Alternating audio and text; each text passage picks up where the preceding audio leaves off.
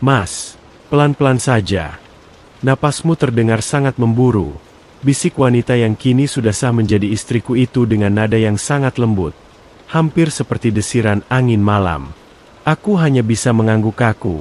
Telapak tanganku terasa dingin dan berkeringat meskipun suhu kamar cukup hangat. Jantungku berdegup begitu kencang, seolah ingin melompat keluar dari dadanya. Di bawah temaram lampu tidur yang berwarna kuning keemasan, wajahnya terlihat begitu cantik dan tenang, sangat kontras dengan diriku yang tampak seperti remaja yang baru mengenal cinta. Aku menatap matanya, mencari kekuatan di sana. Aku masih tidak percaya ini nyata. Sarah, jawabku terbata. Ia tersenyum tipis, lalu jemari lenturnya menyentuh pipiku, menuntun wajahku mendekat hingga napas kami menyatu. Di malam yang sakral itu, di bawah saksi bisu bulan muda yang baru saja muncul, kami akhirnya menyerahkan diri sepenuhnya pada ikatan yang suci. Segala rasa canggung dan debar yang menyiksa itu perlahan luruh, berganti dengan kelembutan yang menyatukan dua jiwa yang sempat terpisah oleh jarak status sosial di masa lalu. Nama saya adalah Bayu. Jika ada yang bertanya bagaimana akhir dari pencarian cinta saya akan menunjuk pada sebuah rumah sederhana yang tepat berada di sebelah rumah orang tua saya. Kisah ini bukan tentang perjodohan mewah atau pertemuan tak sengaja di bandara. Ini adalah kisah tentang bagaimana takdir bekerja melalui pagar pembatas rumah dan sapaan santun setiap pagi. Sarah, wanita yang kini tidur di sampingku, dulunya hanyalah seorang tetangga biasa. Dulu, setiap kali saya pulang kerja, saya sering melihatnya sedang menyiram tanaman di halaman rumahnya. Sarah adalah seorang janda tanpa anak yang tinggal sendirian setelah suaminya meninggal dunia akibat kecelakaan beberapa tahun silam. Di lingkungan kami, ia dikenal sebagai sosok yang pendiam, tertutup, namun sangat sopan. Usianya terpaut 5 tahun lebih tua dariku, namun aura kedewasaan dan ketenangannya selalu membuat siapapun yang memandang merasa segan sekaligus kagum. Jujur saja, pada awalnya saya tidak pernah memiliki niat lebih selain menjadi tetangga yang baik. Saya sering membantunya mengangkat galon air, atau memperbaiki keran airnya yang bocor. Bagi saya, itu hanyalah bentuk solidaritas antar tetangga. Namun, pepatah Jawa mengatakan, Witing tresno jalaran soko kulino, cinta tumbuh karena terbiasa. Dan itulah yang terjadi pada saya. Kebiasaan-kebiasaan kecil seperti ia yang sesekali mengirimkan masakan ke rumah, atau sekadar obrolan ringan di balik pagar saat sore hari, mulai mengikis dinding pembatas di hati saya. Saya mulai menyadari ada sesuatu yang berbeda setiap kali saya melihat senyumnya. Ada rasa hangat yang menjalar ketika ia memanggil nama saya dengan nada yang begitu santun. Namun, saya tahu diri. Di mata masyarakat, ada stigma yang melekat pada seorang pria lajang yang mendekati seorang janda. Saya tidak ingin merusak reputasinya. Saya tidak ingin ia menjadi bahan gunjingan ibu-ibu kompleks. Maka, saya menyimpan perasaan itu rapat-rapat selama hampir 2 tahun. Keadaan berubah ketika suatu malam, badai besar melanda kota kami. Pohon mangga besar di depan rumahnya tumbang dan menimpa sebagian atap terasnya. Saat itu lampu padam, dan saya mendengar suara gaduh dari sebelah. Tanpa pikir panjang, saya berlari keluar dengan senter di tangan. Saya menemukannya sedang berdiri di teras dengan tubuh gemetar, ketakutan melihat kerusakan yang terjadi. Saat itulah, tanpa sadar saya merangkul bahunya untuk menenangkan. "Tenang, Sarah. Ada aku di sini," ucapku saat itu. Kejadian malam itu menjadi titik balik hubungan kami. Sejak saat itu, kami menjadi jauh lebih dekat. Kami mulai sering bertukar cerita tentang masa lalu, tentang ketakutan-ketakutan kami, dan tentang harapan yang sempat pupus. Saya menyadari bahwa di balik kemandiriannya, Sarah adalah jiwa yang merindukan perlindungan. Dan di balik ambisi karir saya adalah pria yang membutuhkan ketenangan yang hanya bisa diberikan oleh wanita seperti dia. Perjuangan untuk menyatukan kami tidaklah mudah. Orang tua saya awalnya sempat ragu. Bukan karena kepribadian Sarah, tapi karena mereka khawatir akan omongan orang lain. Namun, saya bersikeras. Saya meyakinkan mereka bahwa kebahagiaan saya ada pada wanita ini. Saya tidak peduli dengan statusnya. Saya tidak peduli dengan masa lalunya. Yang saya peduli adalah masa depan yang ingin saya bangun bersamanya.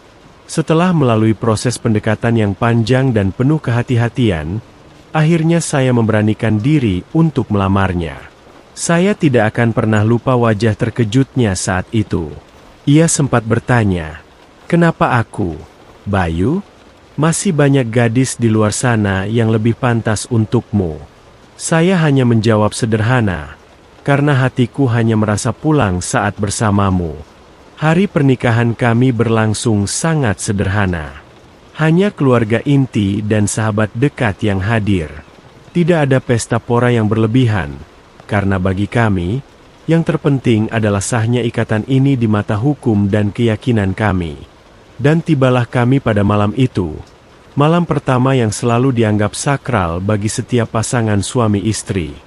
Kamar pengantin kami harum dengan aroma bunga mawar dan lilin aromaterapi. Namun, keharuman itu tidak mampu meredakan rasa gugup yang luar biasa di dalam dadaku. Lucu rasanya, saya yang biasanya percaya diri saat melakukan presentasi di depan klien, tiba-tiba menjadi sangat canggung saat berhadapan dengan istri sendiri. Sarah, dengan segala keanggunannya, tampak begitu mengerti kegelisahanku. Ia sudah mengganti pakaian pengantinnya dengan daster sutra yang elegan, memperlihatkan sisi dirinya yang selama ini tersembunyi dari pandanganku. Saat kami duduk di tepi ranjang, saya merasa seperti kembali menjadi anak kecil. Saya hanya menunduk, memainkan jemari saya sendiri. Sarah kemudian mendekat. Aroma tubuhnya yang lembut mulai memenuhi indera penciumanku. Ia menggenggam tanganku, dan saat itulah debaran di dadaku terasa semakin menjadi-jadi. Setiap sentuhannya terasa seperti aliran listrik yang lembut namun mengejutkan. "Mas, lihat aku," katanya lirih. Saya mendongak, dan menemukan sepasang mata yang penuh dengan kasih sayang dan penerimaan. Di detik itu, semua kekhawatiran saya sirna. Saya menyadari bahwa wanita ini bukan lagi tetangga sebelah, atau janda yang sering digosipkan. Dia adalah istriku, belahan jiwaku. Dengan penuh kelembutan, saya mulai memberanikan diri untuk mengecup keningnya, tanda penghormatan dan janji untuk menjaganya selamanya. Malam itu, kami melewati momen tersebut dengan sangat santun dan penuh rasa syukur. Tidak ada paksaan, hanya ada kesediaan untuk saling memberi dan menerima. Kami berkomunikasi lewat sentuhan dan tatapan mata yang lebih dalam dari kata-kata apapun. Ada rasa haru yang membuncah saat menyadari bahwa mulai malam ini, tidak akan ada lagi pagar yang memisahkan kami. Tidak akan ada lagi sapaan yang harus dibatasi oleh norma kesopanan antar tetangga. Kami kini satu. Keesokan harinya, saya terbangun dengan perasaan yang sangat berbeda. Cahaya matahari masuk melalui celah gorden, menyinari wajah Sarah yang masih terlelap. Saya tersenyum sendiri mengingat bagaimana perjalanan panjang ini berakhir indah. Dari sekadar tetangga yang sering saya bantu, kini ia adalah orang pertama yang saya lihat saat membuka mata dan orang terakhir yang saya lihat sebelum menutup mata. Kisah kami adalah bukti bahwa jodoh tidak perlu dicari hingga ke ujung dunia.